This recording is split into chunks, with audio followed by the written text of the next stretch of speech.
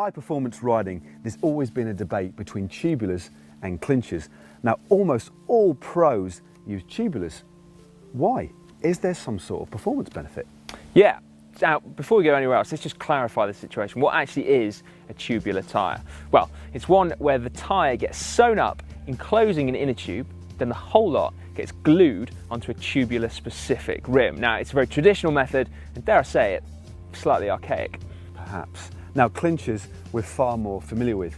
It's basically a tyre that's held in place on the rim by pushing the hooked bead onto the inside of the rim. Yeah. Now, just to throw another little twist into our equation, we're also going to compare tubeless tyres. Now, a tubeless tyre is very similar to a clincher, except that it doesn't have a tube in. What it relies on instead is a slightly different tyre with a slightly thicker bead and then a little bit of liquid sealant inside, which keeps the whole thing airtight. When we were pros, we pretty much exclusively ran tubular tyres, but since we've retired, we've happily run clinchers all the time, leading us to think, why do we really need tubs?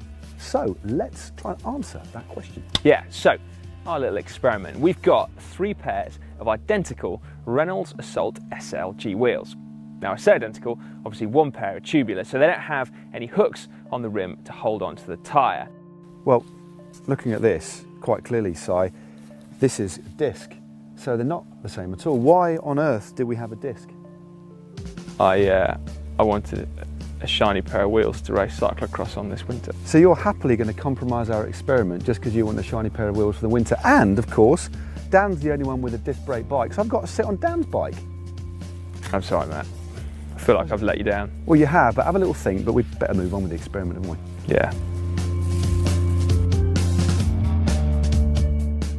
So what are the parameters then that affect tyre choice? Well, let's deal with weight first. So in this instance, our tubular wheel is 1,365 grams compared to our clincher, which is 1,515 grams. No less impressive, but significantly heavier. But remember that this is a disc-specific wheel, and so this is 50 grams heavier just for the hub. So if we compared identical clincher and tubular wheels in this instance, then the tubular would be 200 grams lighter.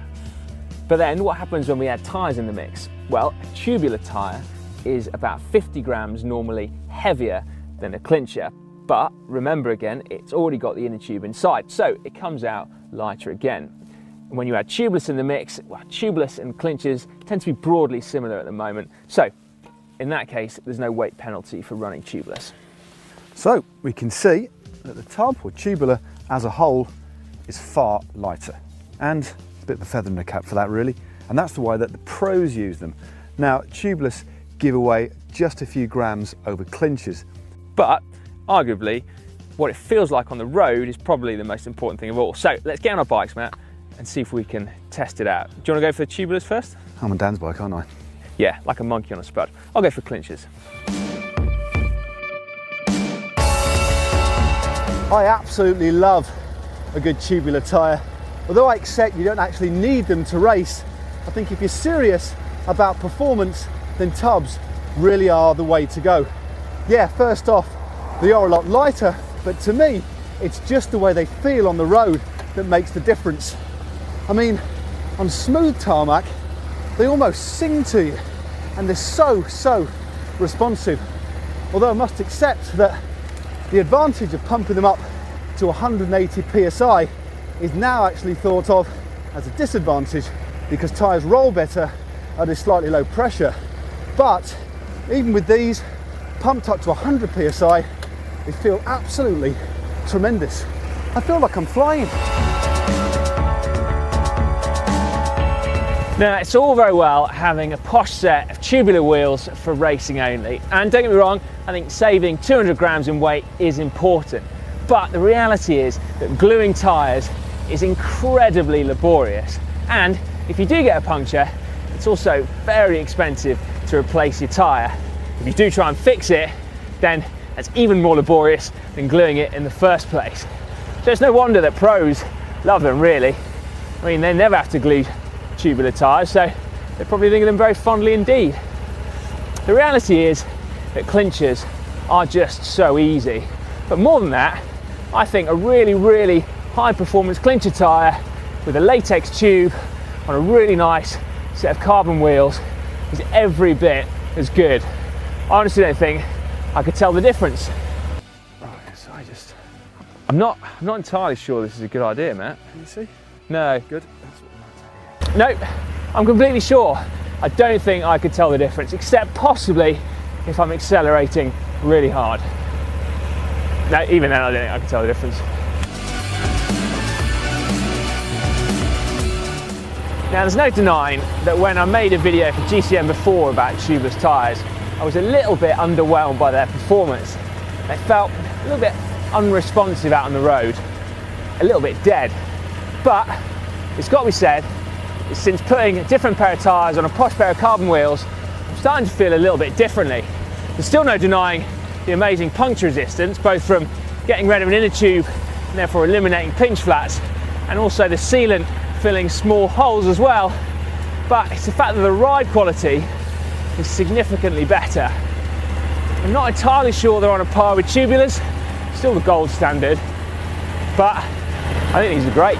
Also, these are a heck of a lot easier to put on than before. I could do it without tyre levers, no stress, no mess. Does this mean the time for tubulars is nigh? I don't think so.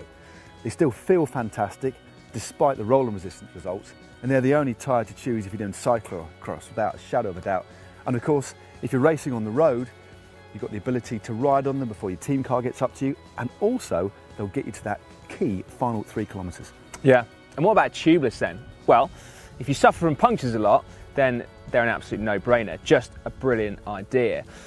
My personal stance on them is actually softening as well, particularly with the new trend of wider tyres. If you run something like a 27mm or bigger, then tubeless are brilliant. A bigger tyre at less pressure rolls really well and is also incredibly comfortable. But more than that, they also open up new riding opportunities. So whether you've got a gravel, epic, all-road, sportive endurance bike or just a normal road bike, having a bigger tubeless tyre allows you to take the road less travelled, whatever that might be for you.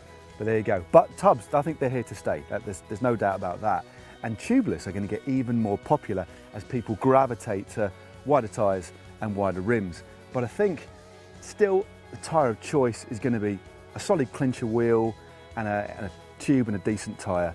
I think it is. So go on then, Matt, out of this selection of wheels, which are you going to take?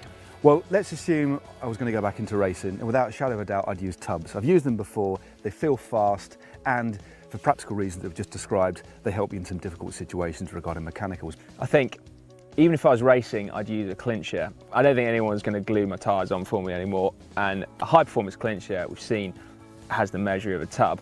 Tubeless, I really want to go there, but for me at the minute, there just isn't the quantity of manufacturers getting on board the tubeless bandwagon. I don't have the choice that I would want to have in order to select the tyres that I want to ride. But eventually, I will ride tubeless tyres.